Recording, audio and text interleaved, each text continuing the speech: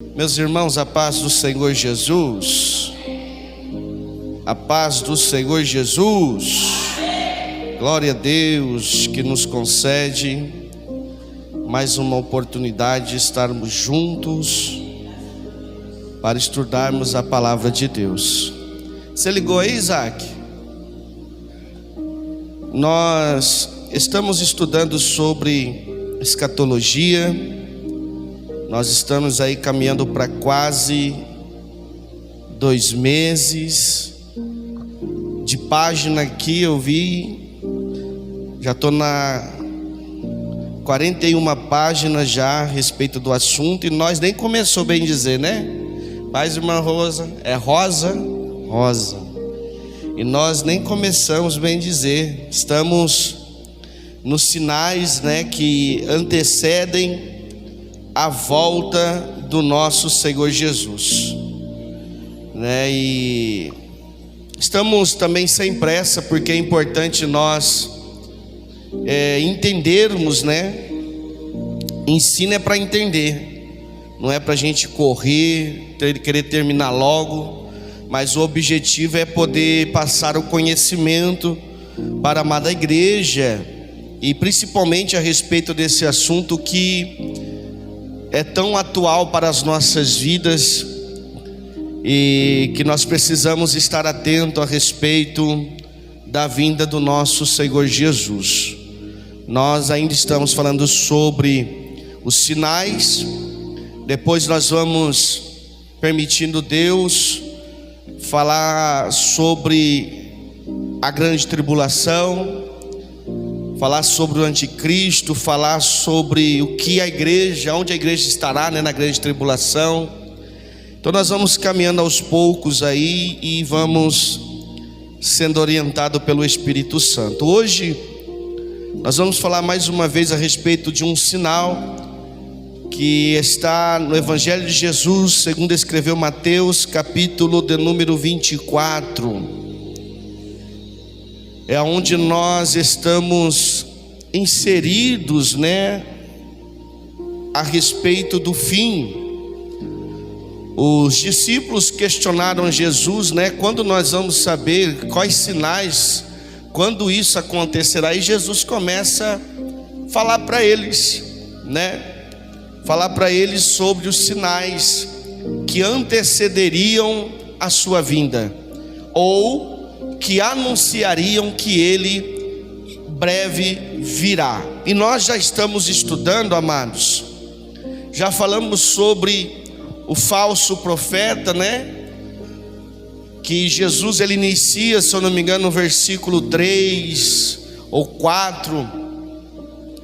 Ele inicia falando: acautelai-vos que ninguém vos engane. Então ali ele está falando sobre o falso profeta. É o primeiro sinal que nós precisamos ter, e nós falamos sobre isso, que isso está muito atual nos nossos dias, né? A propagação de um falso evangelho hoje em nossos dias está enorme. Falamos também sobre o aumento da tecnologia, né? A tecnologia como está avançada, e vimos biblicamente que a tecnologia ela favorece, né, a vinda do anticristo. Tudo está andando de acordo para que a igreja seja arrebatada, mas também está andando de acordo para que o anticristo se manifeste e ele domine a terra durante o período da grande tribulação. Falamos também, né, sobre guerras, rumores de guerras, sobre fome, sobre pestes. Na semana passada também falamos sobre o aumento da perseguição sobre os cristãos, né? Como está avassalador em nossos dias. Nós vemos índice, né, deste ano atual, né? Nós vimos que aproximadamente 388 milhões de cristãos estão sendo perseguidos pelo mundo. Ou seja, maior do que a população da nossa nação é o tanto de pessoas, quase o dobro, né? Quase o dobro do tanto da nossa nação é o tanto de pessoas que está sendo perseguido pelo mundo por causa do Evangelho. Isso é sinal da vinda do nosso Mestre. né? Hoje nós vamos falar sobre o amor se esfriar, o aumento da iniquidade e o amor se esfriar, que está no versículo de número 12. Evangelho de Jesus segundo escreveu Mateus, capítulo 24, versículo 12.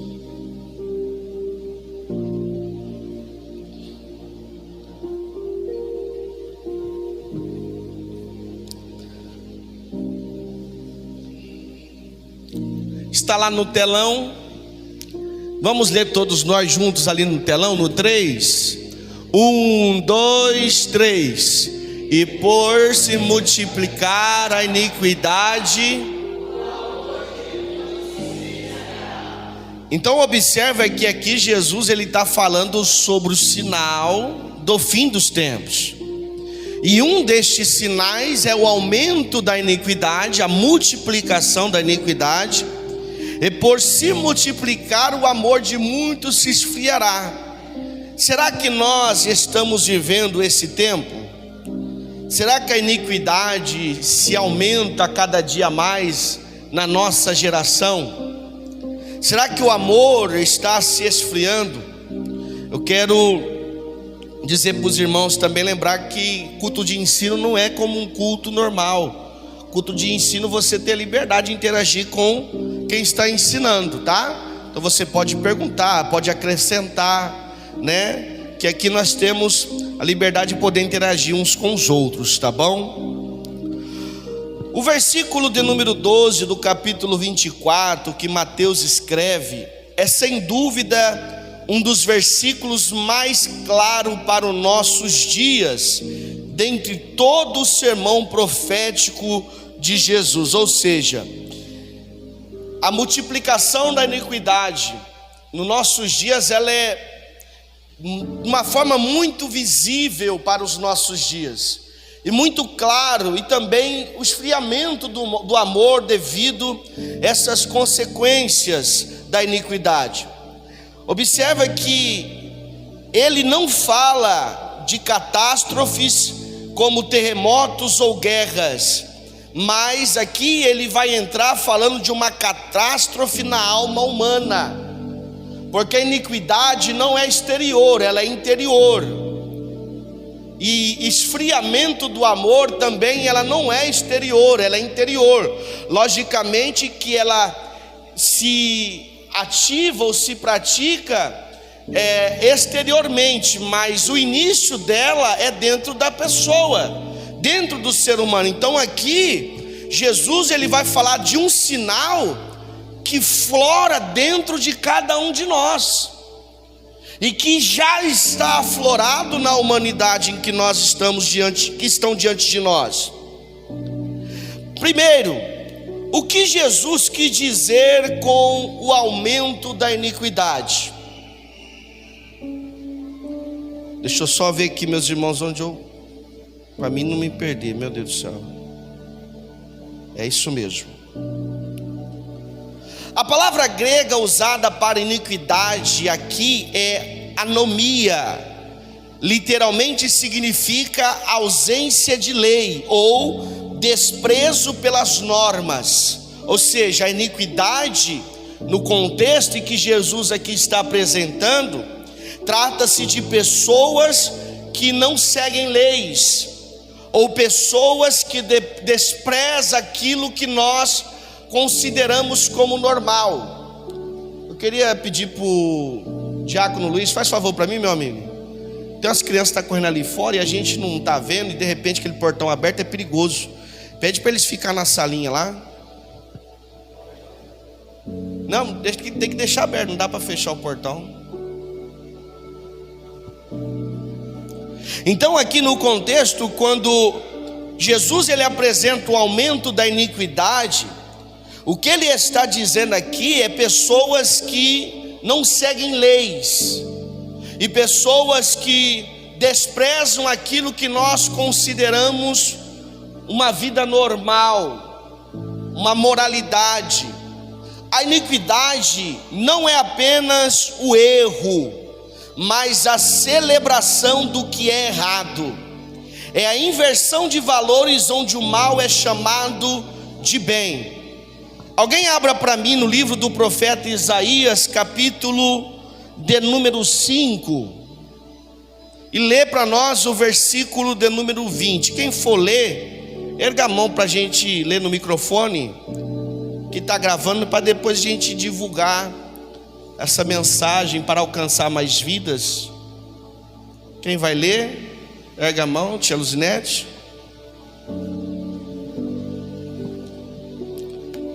Livro do profeta Isaías, capítulo de número 5, versículo de número 20, tia, por gentileza. Ai dos que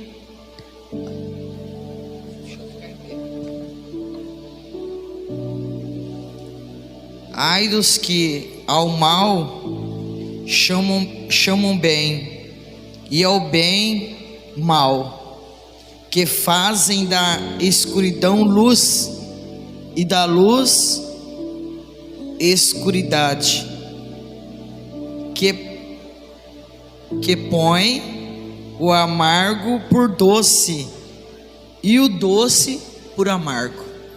Amém.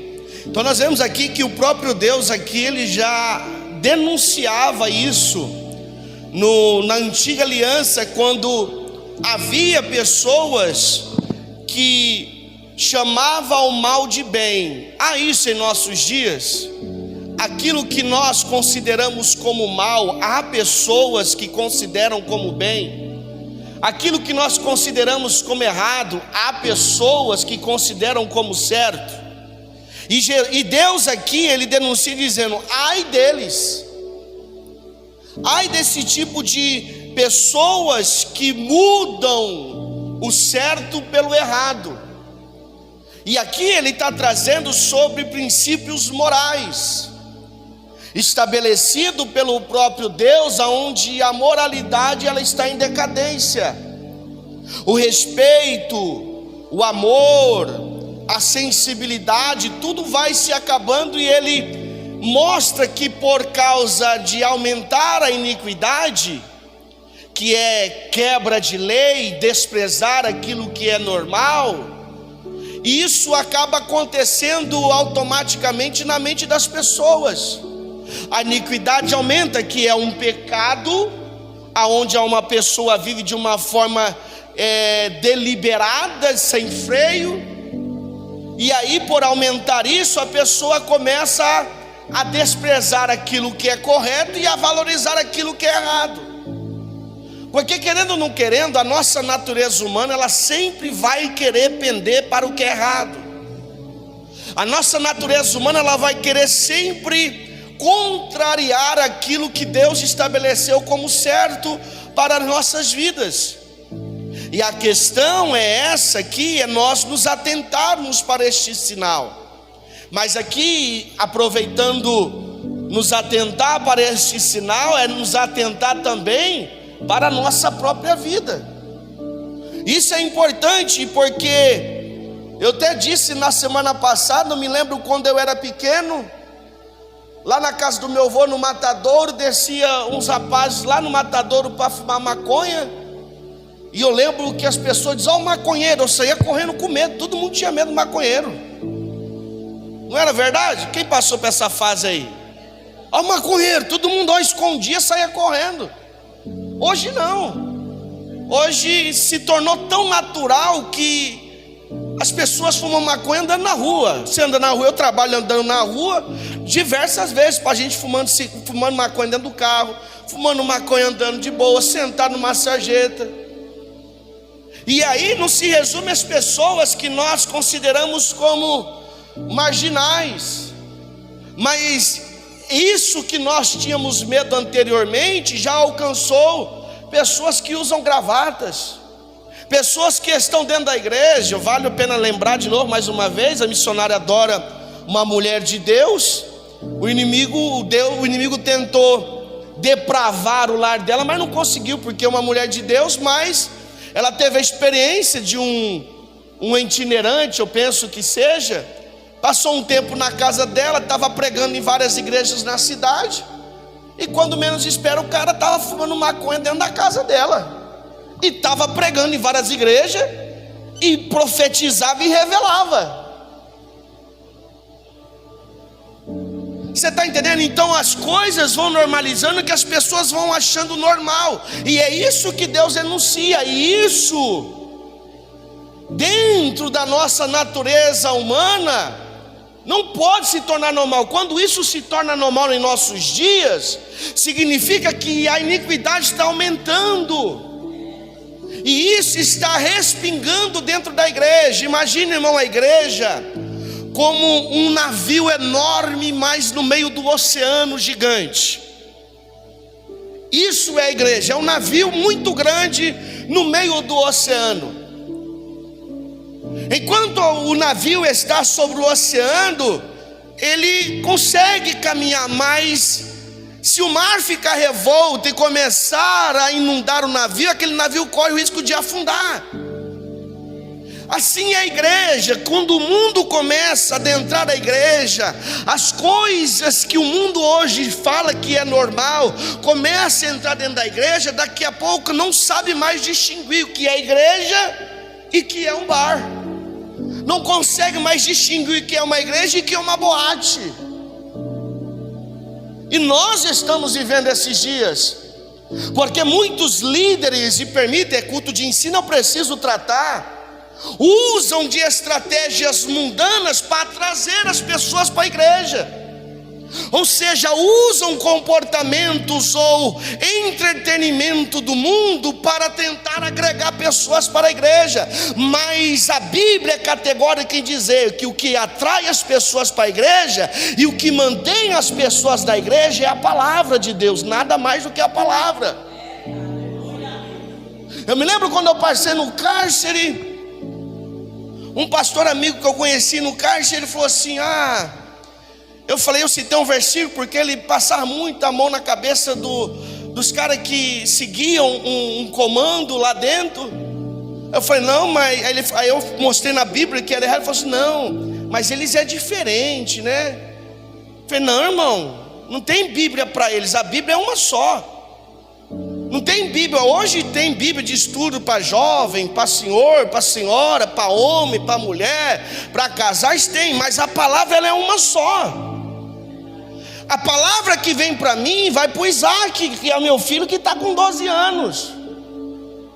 A palavra que vem para mim vai para o Geraldo, vai para a missionária Dora. Ou seja, a palavra de Deus ela é uma só, e a gente precisamos tomar cuidado em substituir aquilo que verdadeiramente salva por entretenimento mundano, que é alimentado pela iniquidade. Porque se a palavra de Deus não fazer algo por você, não vai ser entretenimento.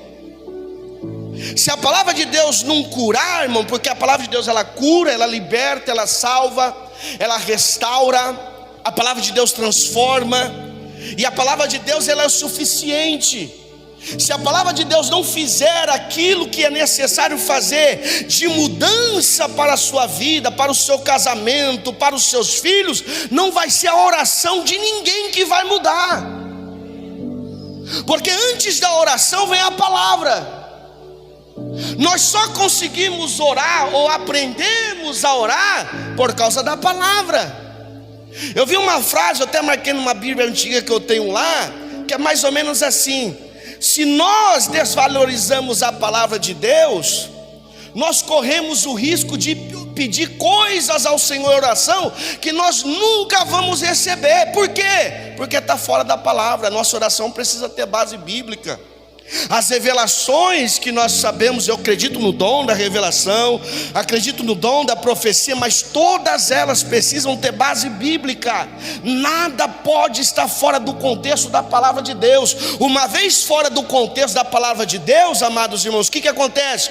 Qual é o risco? De sofrer dano. Porque a nossa bússola, o que mantém o barco sobre o mar é a palavra. É a palavra de Deus. Se a palavra de Deus acaba-se a igreja. A igreja pode ser qualquer outra coisa, mas não é igreja. Não é igreja. Pode falar, pastor. Pega o microfone, pai, vai passando aí.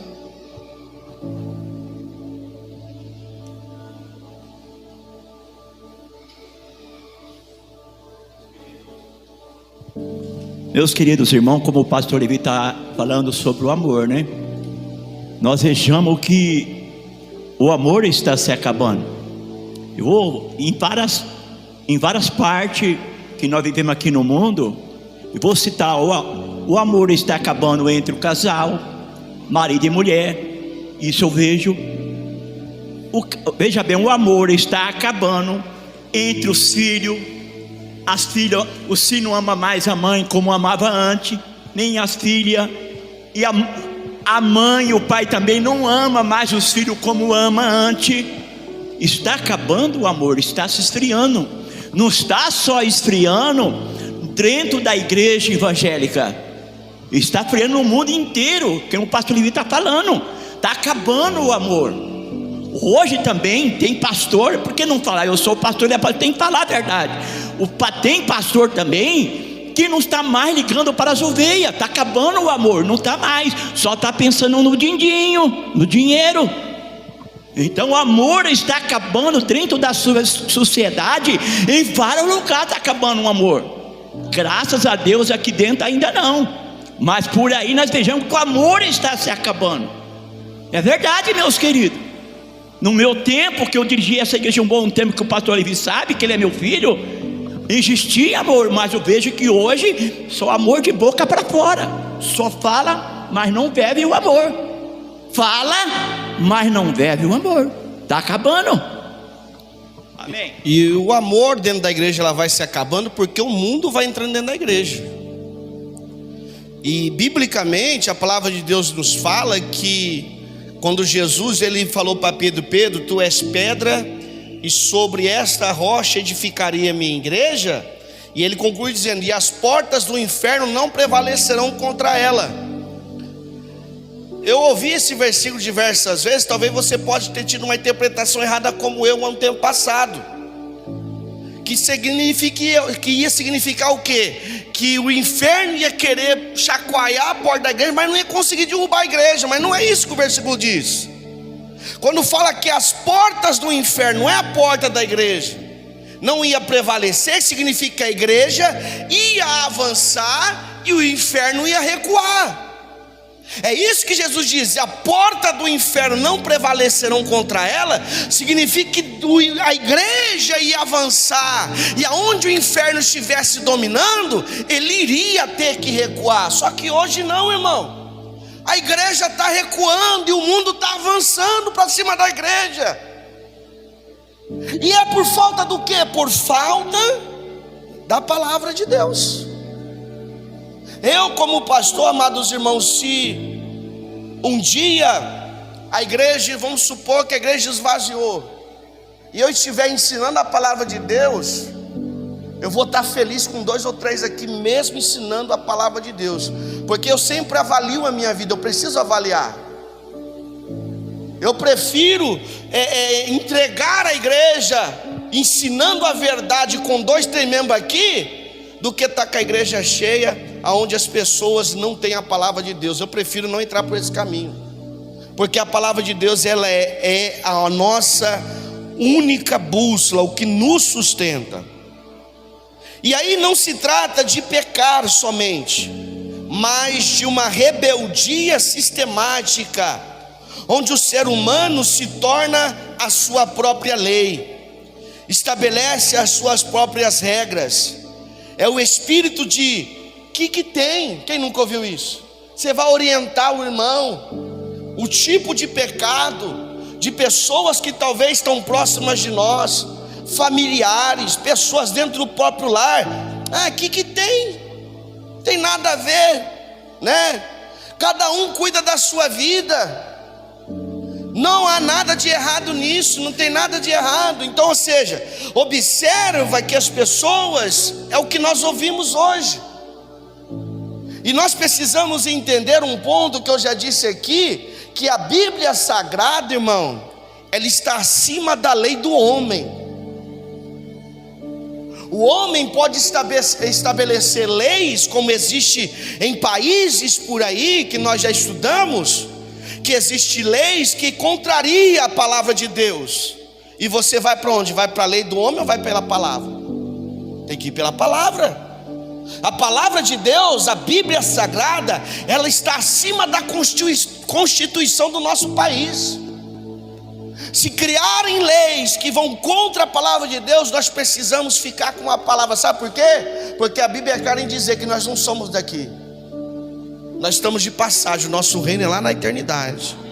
Então a lei que você deve seguir é a lei da eternidade, não a lei dos homens.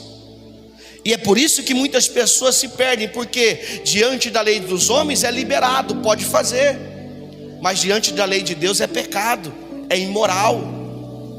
Então nós precisamos entender. Houve um tempo em que adultério era crime, hoje adultério não é crime.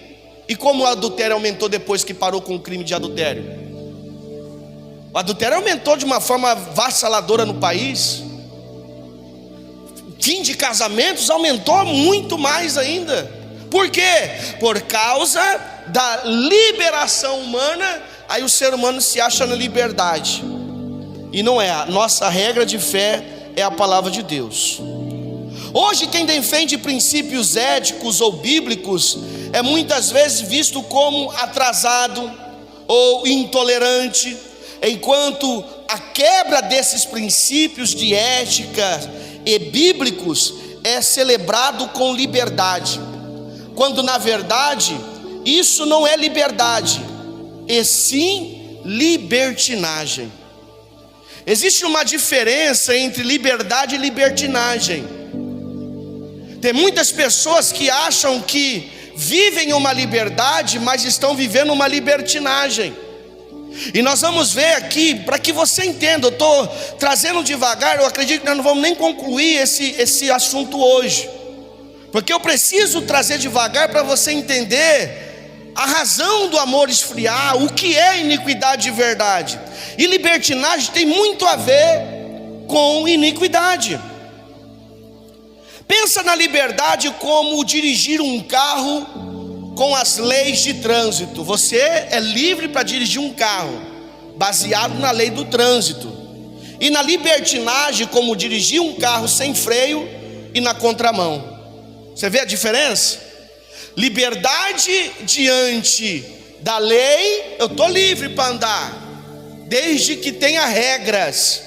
Mas a partir do momento que eu me sinto livre para fazer o que eu quero, mesmo que isso contraponha aquilo que já foi estabelecido como lei, ou prejudique outras pessoas, isso é libertinagem, isso não é liberdade. A liberdade é a capacidade de agir segundo a própria vontade, mas dentro de um contexto de respeito ao próximo e às normas sociais. Ela não é absoluta, pois acaba onde começa o direito do outro. A minha liberdade, ela acaba quando começa o direito do Luiz. A minha liberdade não pode ultrapassar a moral ou o direito dos meus irmãos que estão aqui. Passando disso, eu querer usar a tal liberdade que eu tenho para ultrapassar os seus direitos, é libertinagem. Você escolhe os seus caminhos, você assume as consequências, boas ou más, mas existe um filtro moral. Você se pergunta: eu posso fazer, mas eu devo fazer? Isso é liberdade, irmão. É onde eu me questiono. Vamos ver o que o apóstolo Paulo diz sobre a liberdade na carta que ele escreve aos Coríntios, capítulo 6, versículo 12. Isso tem tudo a ver com os sinais dos últimos dias, é com coisas que nós estamos vivendo em nossos dias, irmãos, que são mensagens de uma forma indireta que Jesus está voltando. Primeira carta do apóstolo Paulo aos Coríntios, capítulo 6, versículo 12. Vamos ler no telão? 1, 2, 3.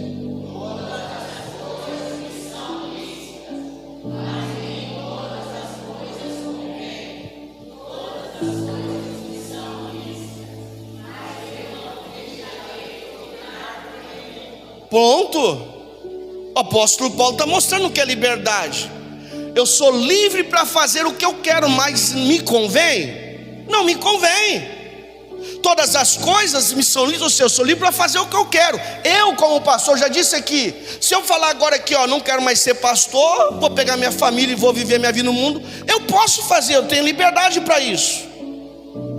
Eu posso fazer, é uma escolha pessoal. Mas me convém? Vai me fazer bem? É isso que precisa ser analisado, é o que o apóstolo Paulo está dizendo. Mas eu não me deixarei dominar por nenhuma delas. Por quê? Porque todas as coisas que contrariam a vontade de Deus querem me dominar. Você acha que eu já não pensei em parar de ser pastor? Já pensei. Ou você acha que é só você que não quer ser mais crente? Pastor também às vezes não quer ser mais crente não, irmão. Pastor às vezes também está enfadado. Pastor às vezes também está frustrado, está desanimado. Pastor às vezes também não sente Deus, não ouve Deus. É natural. Só que aí a gente se apega aonde para continuar caminhando?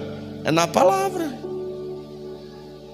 A palavra é o suficiente para me manter de pé. Quando eu não ouço Deus, quando não vejo Deus, quando não sinto Deus, a palavra continua me sustentando. É o erro de muitas pessoas que às vezes se distancia de Deus, porque a palavra de Deus não é o que sustenta ela. Então isso é importante de ser observado. Agora, a libertinagem. A libertinagem é o uso o uso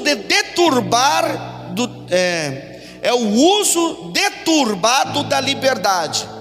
É quando a pessoa ignora as consequências e os direitos de outros para satisfazer apenas seus desejos imediatos e impulsivos.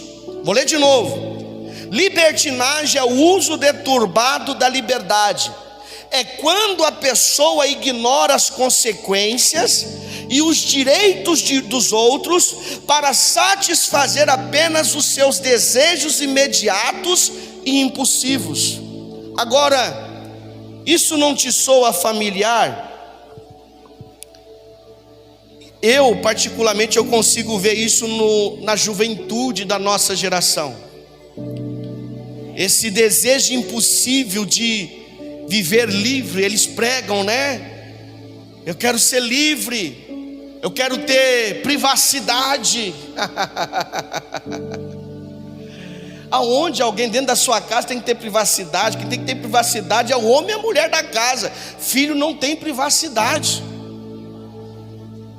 Esse negócio de filho ter privacidade dentro de casa é dar liberdade para ele viver uma libertinagem.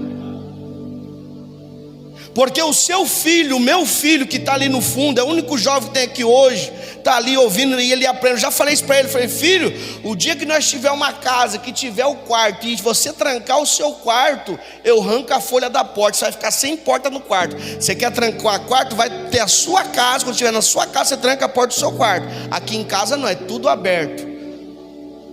Privacidade aqui é eu e sua mãe, o resto ninguém tem privacidade aqui não. Por quê? Porque se você for observar, irmão, nós já fomos jovens. Essa libertinagem é o que nós queríamos. Nós éramos pessoas que não ligavam para as consequências. Nós não ligávamos para os direitos dos outros, que os outros pensavam, deixavam de pensar de nós. Nós queríamos era satisfazer a nossa vontade. Queríamos, porque jovem é assim, ele quer viver o momento. Ele não pensa como vai ser amanhã, se amanhã vai vir, vai sofrer na vida, se amanhã vai ter consequência. Não, ele quer viver o momento. Está dando prazer aqui? Eu vou aproveitar aqui. Isso é libertinagem.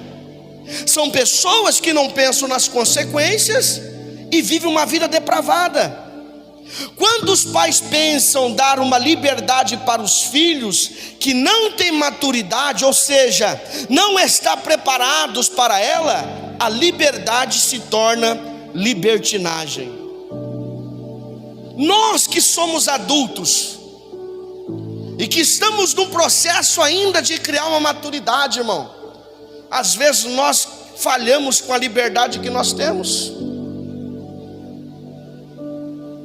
Vai falar que não teve uma hora ou outra assim, parece que aquela liberdade quer tornar assim em libertinagem. Estou com o celular, tenho liberdade no meu celular. E às vezes dá aquela tentação de ir além daquilo que eu posso ver no celular. Libertinagem. Então aí nós achamos que nossos filhos têm maturidade para isso. Aonde eles são desenfreados, aonde não pensam no amanhã, só vive o hoje, não pensam nas consequências e passa até por cima dos pais se deixar, para fazer as suas próprias vontades. Isso é libertinagem. Isso é aumento de iniquidade. Isso é sinais dos fins dos tempos. Me lembro quando eu era criança, eu falava um para meu pai, eu apanhava feio. Meu pai está conversando com o Lazinho, e aí eu chego para interromper a conversa. Ixi, aí era B.O.F. Ele só olhava assim, baixava a cabeça, virava as costas e saia andando. Na hora que chegava, acabava, o povo ia embora, vem aqui. Por que você está se metendo na conversa de adulto? Hoje não, irmão. Você está aqui conversando com o irmão, o Isaac quer lá se intrometer achando que sabe, mas já aconteceu de fazer isso. Tem uma que tudo que acontecia na igreja ele queria fazer. Eu falei, irmão, cuida da sua vida, rapaz. Vai viver a sua juventude. Esquece os adultos, irmão. Que é isso? Vai viver a sua época de vida, esquece os outros. E a gente não tem essa noção hoje. Se antes nós éramos corrigidos, hoje nós não queremos corrigir. E os nossos filhos estão entrando por um caminho em que nós somos os culpados por educá-los e ensiná-los errados. E um detalhe, vamos sofrer consequências disso amanhã. Isso é, se o seu filho, sua filha não bater em você quando crescer. Teve aqui na igreja já, não está mais aqui a família, mas eu falei um monte. A irmã veio reclamar, pastor, meu filho, eu corrigi ele cuspiu na minha cara. Eu peguei, dei um tapa na cara dele, fui falar para o meu marido, quase que meu marido me bateu. Aí eu liguei para ele, liguei para o marido. Falei, irmão, rapaz, seu filho cuspiu na cara da sua esposa, você foi contra a sua esposa? Você está louco? Você não tem noção do que você está fazendo, não? Esse menino vai crescer, ele vai te bater, rapaz, vai te dar um pau quando você acha que você vai ser maior do que ele a vida inteira. Se um filho meu cuspir na cara da minha esposa, eu quebro um dente, pelo menos um dente eu quebro dele, para ele aprender a respeitar minha esposa. Você acha? Olha o tempo em que nós estamos vivendo, onde o filho tem mais autoridade do que o pai. O filho tem voz ativa mais do que a mãe dentro de casa. O que o filho fala é regra, o que o pai fala, você está falando, não entra, não fede, não cheira. É o que nós estamos vivendo em nossos dias, irmãos. E eu não lembro da minha época, quando eu era criança, ser assim não. Era raro, viu? É por isso que quando via um louco, todo mundo tinha medo. Quando via um maconheiro, todo mundo corria. Esse maconheiro era esse daí que nós estamos falando. Hoje está liberal para todo mundo. Hoje todo mundo vive de qualquer jeito. E nós estamos perdendo isso. E aí se pergunta, como será a próxima geração se Jesus não vier?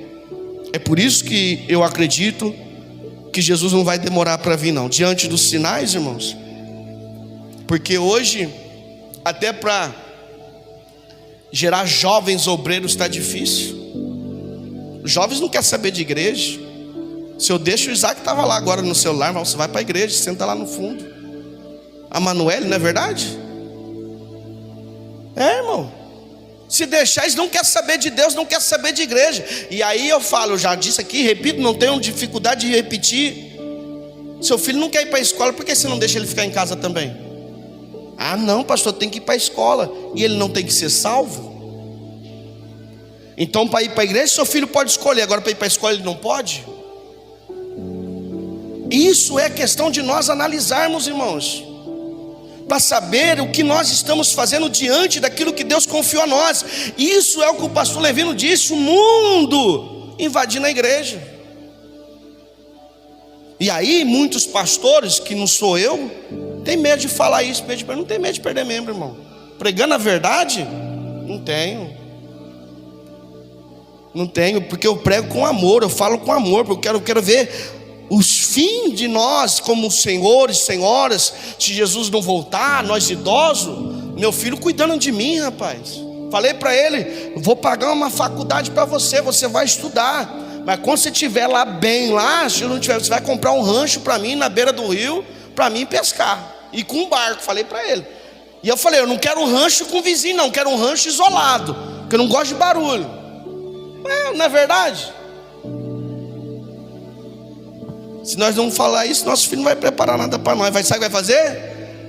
Tem muito asilo aí que está cheio, precisando, não tem vaga em asilos, irmãos. Porque os pais levantam império, constrói fábricas, empresas, e aí vai empresário, vai morar num asilo porque os filhos não querem cuidar ou não tem tempo para os pais.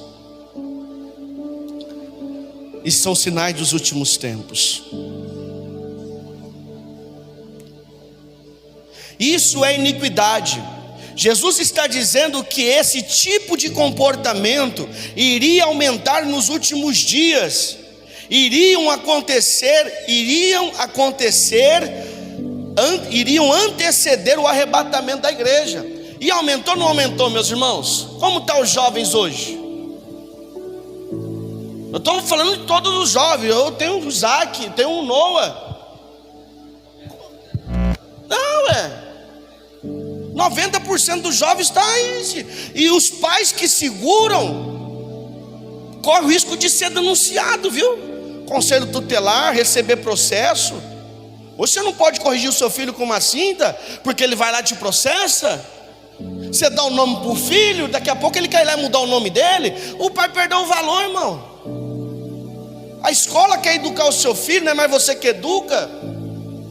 Querem doutrinar o seu filho como deve ser humano, se é homem ou se é mulher. Não é o pai que diz mais, não é mais a realidade. Não, é a escola que vai dizer quem você vai ser amanhã. Não, a escola vai ensinar a ABCD, fazer conta, falar um inglês, né? Geografia. Mas educar é minha responsabilidade. Ele veio de mim, é meu filho.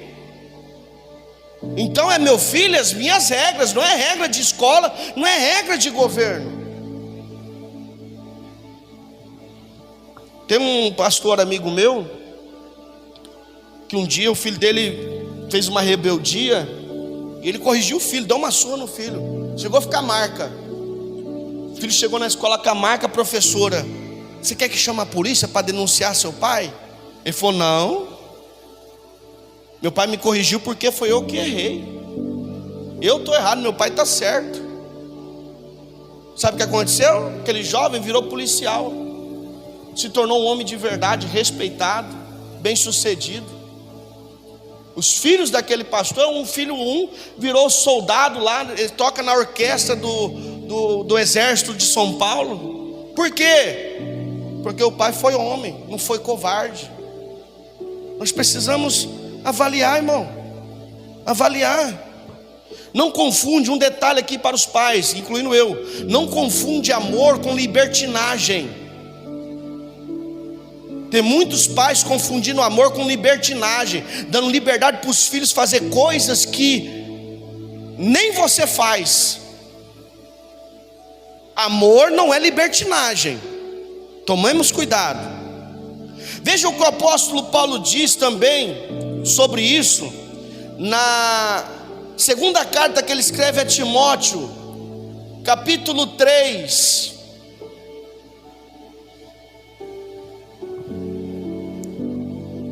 Segunda carta do apóstolo Paulo a Timóteo, capítulo 3. Coloca aí, Isaac.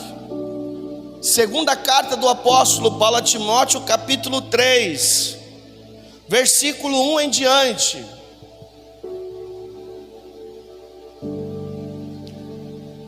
Vamos ler lá, meus irmãos. 1, 2, 3.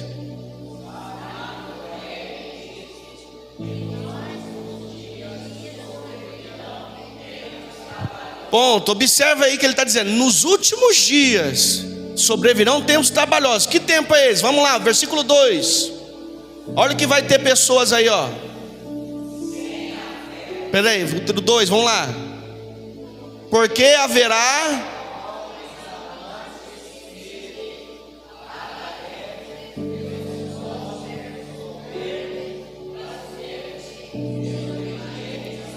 olha aí, ó. 3, só a primeira parte do 3 para concluir. Sem até aí. Você vê aí, meus irmãos? O apóstolo Paulo, saiba, porém, que nos últimos dias virão tempos penosos, trabalhosos, difíceis. Na linguagem de hoje, se eu não me engano, diz assim: difícil de servir ao Senhor, por causa do aumento da iniquidade. Você tem linguagem de hoje aí, Luiz? Alguém tem uma linguagem de hoje aí? Eu tenho aqui linguagem de hoje aqui.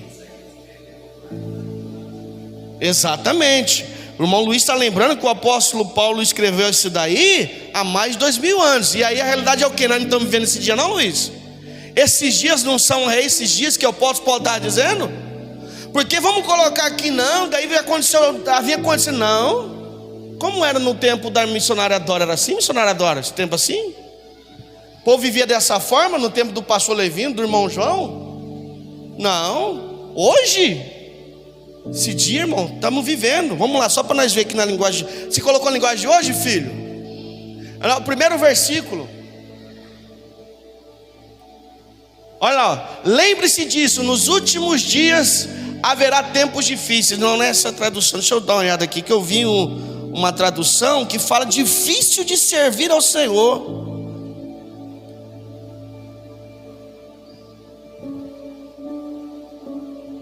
Não lembro qual foi a tradução, se foi King James, eu não recordo agora, mas eu vi essa tradução e falei, meu Deus do céu, misericórdia. Mas é verdade, irmão. Por quê?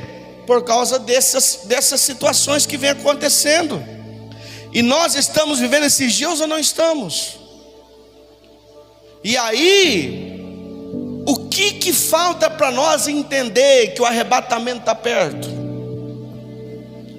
O que falta para nós entender que Jesus está às portas?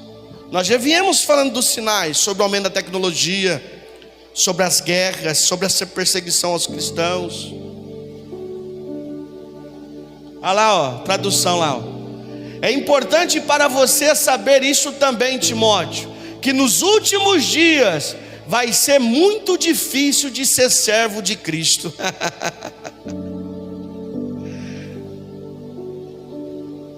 Está vendo a realidade? E a verdade é que esse versículo está tão de uma forma literal, sabe por quê? Porque hoje ninguém mais quer servir não, irmão. Ninguém quer ser servo na obra de Deus não, viu? As igrejas estão cheias, mas servo. Aí ele vai falar por quê? Por causa disso, porque a gente quer parar, irmão. Você vê a pessoa assim, assim, assim. Os pais desanimam de ser pais. Eu vi um vídeo essa semana, agora que eu estou lembrando. Uma mãe filmando o filho de 8 anos de idade. 8 anos de idade. Em cima do telhado, pegando a telha, jogando tudo, xingando a mãe. Xingando. Aqui, ó. Não sei o que eu faço, xingando com essa praga desse menino. Está acabando com a minha vida. O menino 8 anos de idade, a mãe não tem o controle, irmão. 8 anos de idade. Ela entrou dentro da casa depois que o menino saiu, tudo desteado, as teias no chão, tudo quebrado, os móveis. Por quê? Porque a mãe perdeu o controle do menino de 8 anos de idade.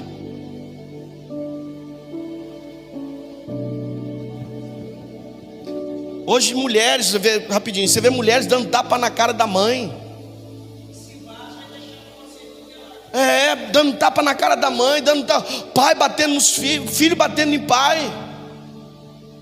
Pega o microfone, passa para a missionária Dora ali, por gentileza. Estamos falando sobre as coisas que antecedem a vinda de Jesus, irmãos. Jesus falou, esses são os sinais que eu viria. Pode falar, missionário. Então, igual o pastor falando, realmente as mães perdem o controle dos filhos. Muitas vezes não é a mãe a culpada, é a justiça que está errado. Se você bater, você é preso, você é processado. E daí como pode uma mãe cuidar de um filho se a própria justiça é contra ela? Fala para mim.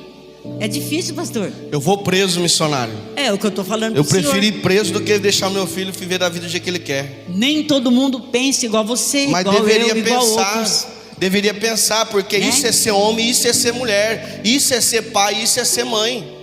Eu prefiro ir preso, pode prender, mas eu vou preso com orgulho. É que nem eu falei, se um dia eu tiver que sair da igreja ensinando a verdade, eu vou sair com orgulho. Eu vou sair com vergonha, humilhado. É se eu sair por fazer coisa errada. Agora, por fazer o certo, eu vou preso com orgulho, irmão. Já fiquei preso quando vivia no mundo. Para ir preso por fazer o certo, eu vou olhar pregar o evangelho, vou com orgulho.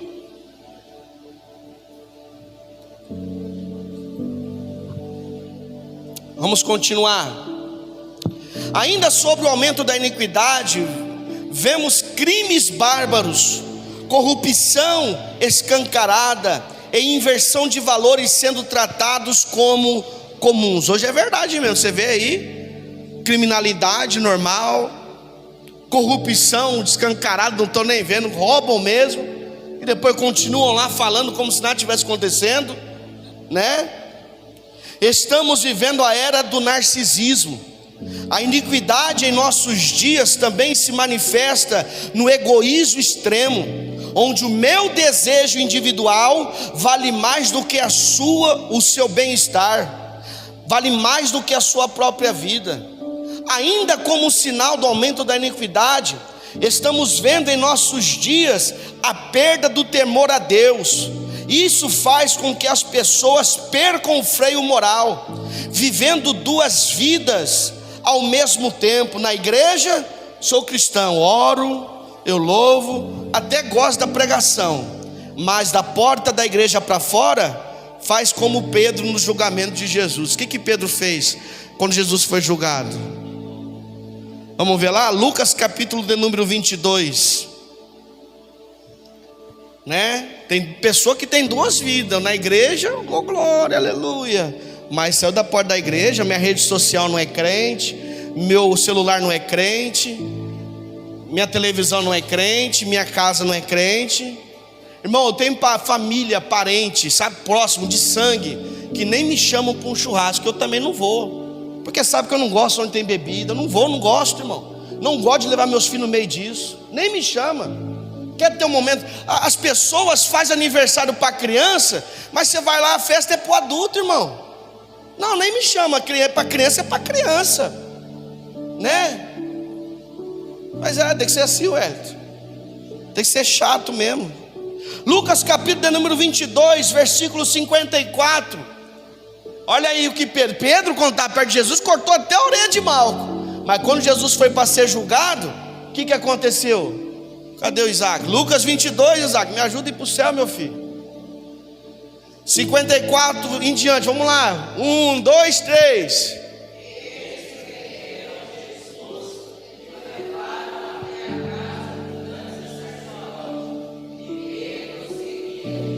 Ó, já estava meio longe.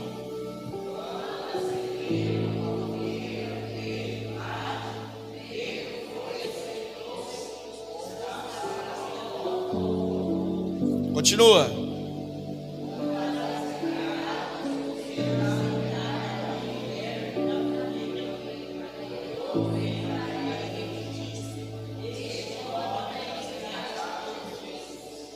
E o que ele falou?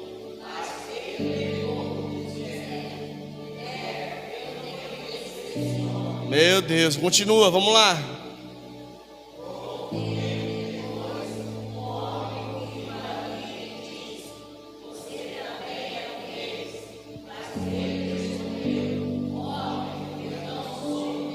Meu Deus, continua.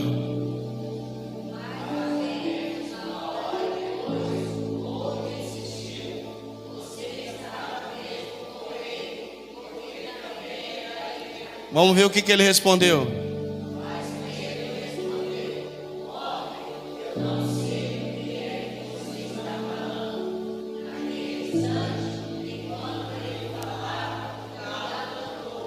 Nós precisava ter um galo desse, né, irmão? Tem gente aí que o galo ia tocar o dia inteiro.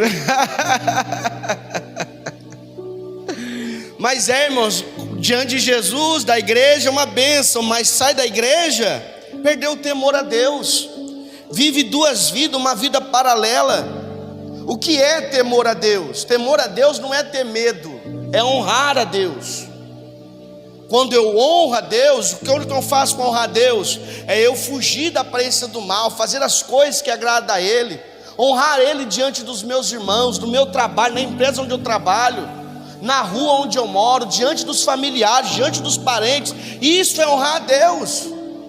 Só que saiu da igreja não é mais crente, já não crê mais Deus, nem sei quem é Deus. Não, seu pastor não, que pastor? Não tem um pastor não. Com medo de ser morto. E ele disse, né? Ele foi o que falou há uma hora antes dali. Ele falou: com o Senhor eu vou até a morte. Aí ele falou: Pedro, essa noite você vai me negar 3 vezes antes que o galo cante. E foi o que aconteceu, né? Então essa é a realidade. E nós vivemos em um tempo, principalmente a nossa cultura no país, irmão, se houver uma perseguição aos crentes, a maioria não vai para a igreja, com medo de morrer. Teve a pandemia aí, um monte de gente parou de ir para a igreja depois que acabou a pandemia. E não é nem perseguição, irmão, não é nem perseguição.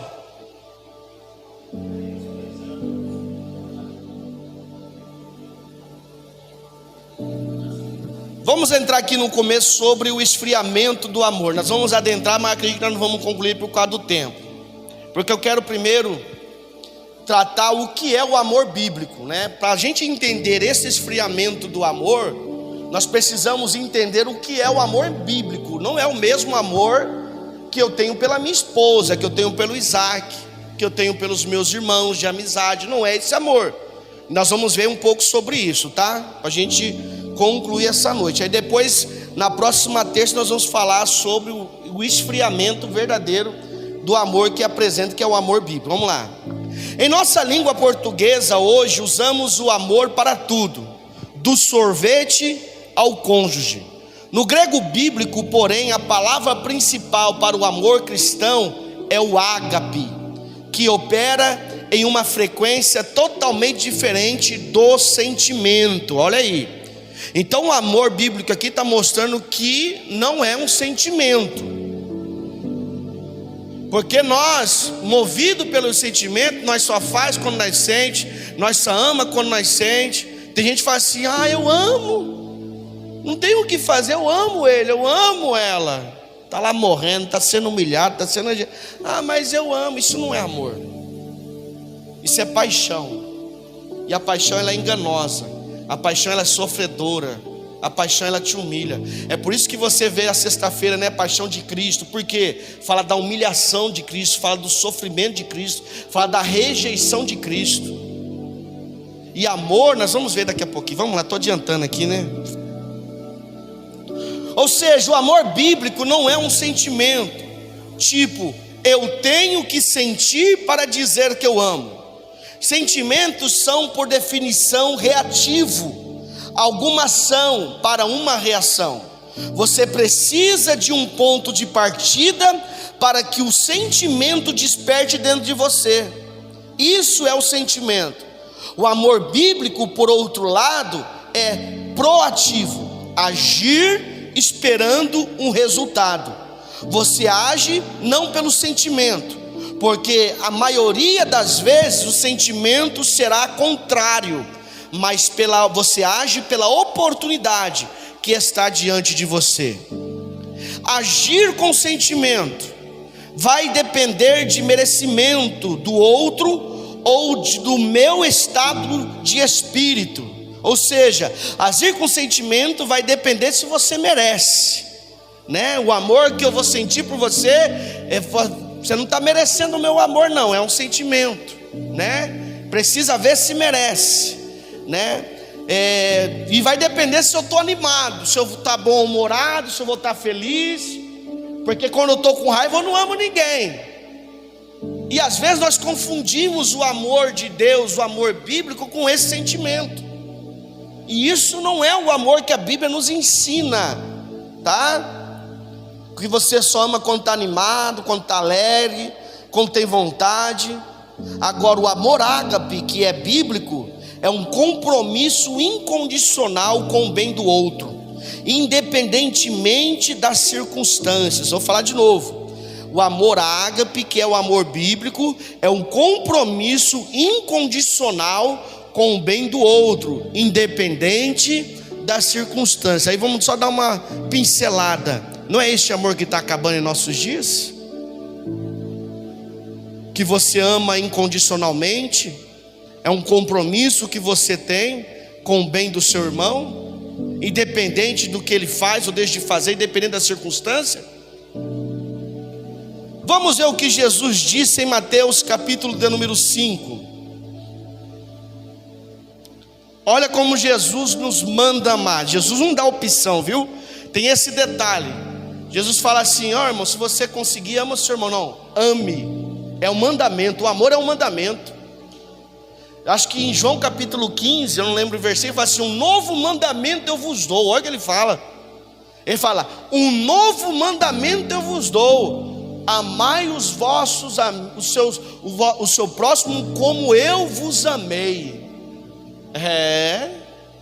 Mas vamos lá, Mateus capítulo 5, versículo 43, Isaac, por gentileza.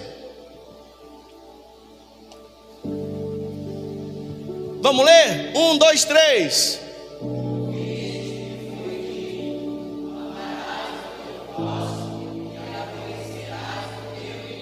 Mas agora vamos ver como vai ficar? Então vamos lá, vai.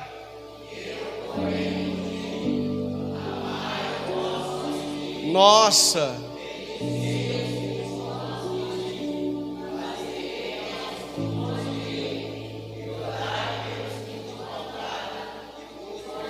Até aí, meu Deus do céu, olha aí. Sabe que nós estamos conseguindo fazer isso hoje, irmão? Ou esse amor aí se esfriou de verdade na igreja? É desse amor aí que Jesus está dizendo: pelo o aumento, a multiplicação da iniquidade, o amor de muitos se esfriará, aonde as pessoas não conseguem mais orar pelos inimigos. Se orar, mata ele, Deus. Não é? Não é assim? Faz justiça para mim. E esse pedido de justiça, irmão, é mudado. Não é justiça, a pessoa quer vingança.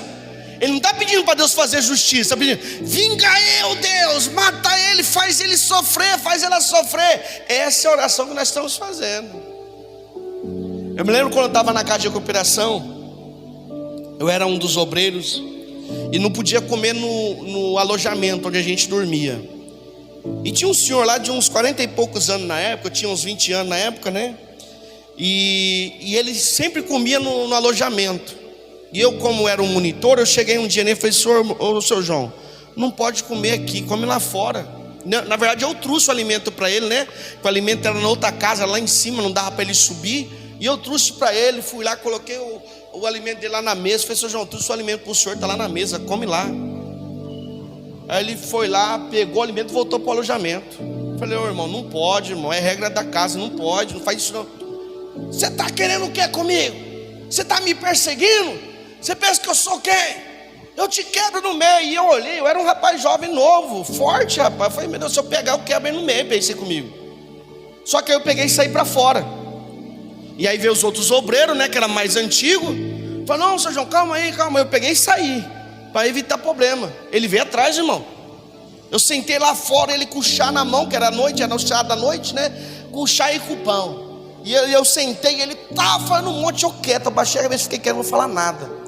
Irmão, ele viu que eu não falei, meteu o chá quente bem na minha cara. Toma aí que você merece. Olhei para a cara dele assim. Pensei em dar um soco bem na cara dele. Baixei a cabeça, saí e fui me limpar. Aí esperei calmar, tal, todo mundo foi dormir. No outro dia ia ter o culto na casa de cima. Esperei todo mundo ir. Estou contando esse exemplo, irmão, porque é o que a gente precisa praticar. Experiência minha. Esperei todo mundo ir. Aí na hora que todo mundo foi, cheguei ao senhor João. Eu posso falar com o senhor? Ele falou: pode. Eu queria pedir perdão para o senhor, que eu não queria deixar o senhor daquele jeito.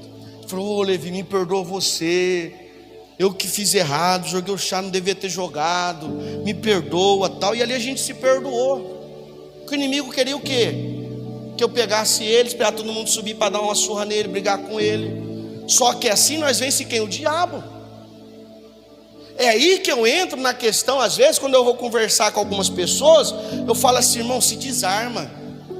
Não adianta você vir conversar comigo armado. Eu falo armado psicologicamente, porque você vai querer dar um conselho, a pessoa já quer retrucar em cima, achando que você está agredindo ela. Não, eu estou querendo te ajudar. Se desarma.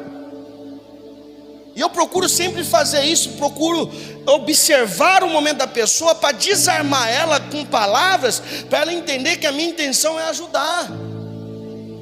Acontece muito isso em casais. Eu vou aconselhar casais e os casais, eu falo: meu Deus, calma aí, não é esse o propósito. Se desarma, vamos tentar resolver.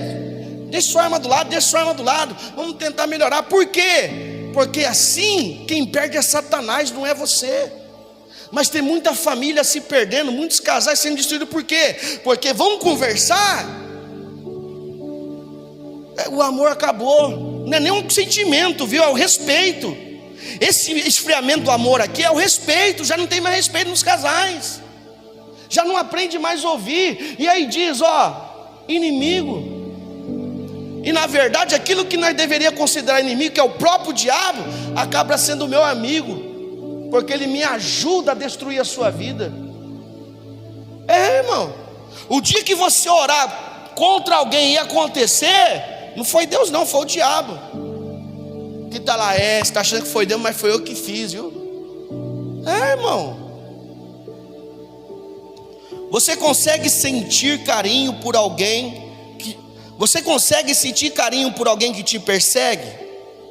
Se o amor bíblico fosse um sentimento, escute isso: se o amor bíblico fosse um sentimento, Jesus estaria ordenando uma impossibilidade biológica. É por isso que Jesus fala: amai os vossos inimigos, porque ele sabe que isso não é um sentimento. Para Jesus está claro que isso não é um sentimento. É por isso que ele fala: ama o seu inimigo, porque ele sabe que se for sentimento, é impossível nós amar a pessoa, com alguém que nos traiu, alguém que nos chateou, alguém que fez mal para nós, alguém que falou mal de nós, alguém que nos perseguiu. Amar ter sentimento bom para esse tipo de pessoa é impossível, irmão. Mas Jesus orienta, porque ele sabe, ele está querendo ensinar que isso não é um sentimento. Ao ordenar o amor, ele está pedindo uma atitude prática, é uma decisão acima dos seus sentimentos e vontades. Minha vontade era outra, mas eu vou fazer o contrário por amor a Deus. Minha vontade era essa, mas eu vou fazer a outra vontade, vou contra a minha vontade. Você já agiu alguma vez contra a sua própria vontade? Por amor a Cristo? Você queria dar um soco na cara, mas você foi lá e beijou. Você queria falar mal, mas você foi lá e falou bem. Você já agiu assim dessa forma? Você queria ver a pessoa na lama, mas foi. Olha como que Deus faz, irmão. Você quer ver a pessoa na lama, e aí a única pessoa que Deus coloca para ajudar ela é você. E você vai lá e levanta ela. Você já fez isso? Você foi lá e estendeu a mão para quem que você queria uma hora na lama, e Deus colocou você para levantar ela? É esse tipo de amor que não pode acabar na igreja, irmão. E que na verdade é difícil você ver isso na igreja, irmão. É difícil nós vermos isso em nossos dias.